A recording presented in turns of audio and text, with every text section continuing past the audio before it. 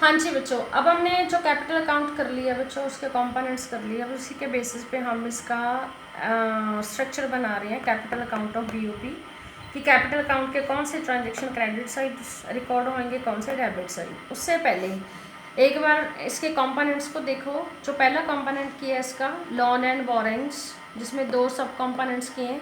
पहले तो आप इससे ये देखो बच्चों कि कैपिटल अकाउंट के मीनिंग में हमने ये पढ़ा कि इसमें उस टाइप के ट्रांजैक्शंस को रिकॉर्ड किया जाता है जो कि किसी कंट्री की लायबिलिटी और एसेट्स को इफ़ेक्ट करते हैं।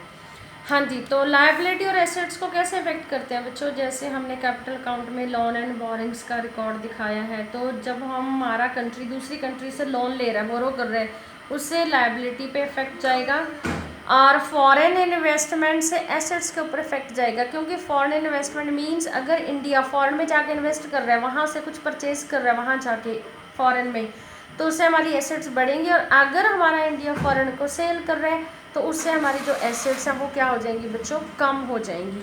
सो दैट कैपिटल अकाउंट में उस टाइप के ट्रांजेक्शन्स को का रिकॉर्ड रखा जाता है जिनसे किसी कंट्री की या तो लायबिलिटी पर इफेक्ट पड़ता है या फिर एसेट्स में इफेक्ट पड़ता है। हाँ जी, अब हम इन्हीं कंपोनेंट्स को कैपिटल अकाउंट के इसमें स्ट्रक्चर में दिखा रहे हैं बच्चों। इसके क्रेडिट साइड कौन सी आइटम्स आएंगी।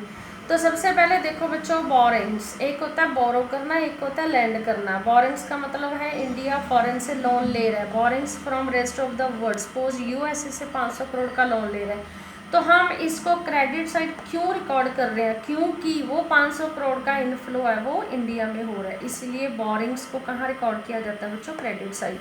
ऐसे ही है lending to rest of the world, means India ने फॉरेन कंट्रीज को लोन दिया सपोज 300 करोड़ का, तो उससे हमारे इंडिया से आउटफ्लो हो जाएगा, outflow of foreign currency.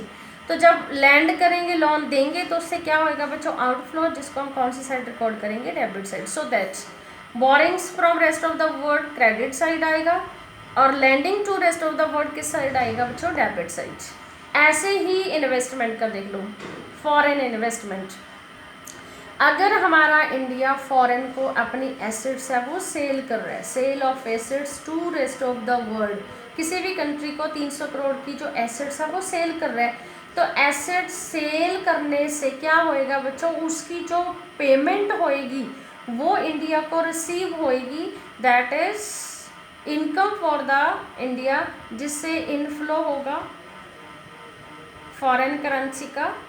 Asset cell कर दी किसी भी कंट्री को, उसके बदले में उसकी हमें पेमेंट मिली उन एसेट्स की, तो वो हमारे लिए रिसिप्ट्स होंगी, उससे इनफ्लो होएगा, इसलिए उसको कौन सी साइड रिकॉर्ड किया जाएगा, क्रेडिट साइड।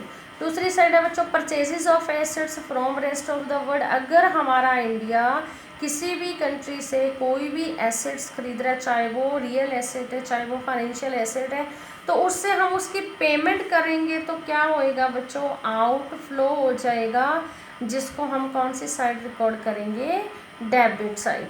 तो ये कैपिटल अकाउंट भी बच्चों हमारा कंप्लीट हो गया बच्चों, करंट अकाउंट कैपिटल अकाउंट दोनों कंप्लीट हो गए। उसके बेसिस पे आपने एंड में इन दोनों का क्या करना है बच्चों, डिफरेंस करना है between current account and capital account.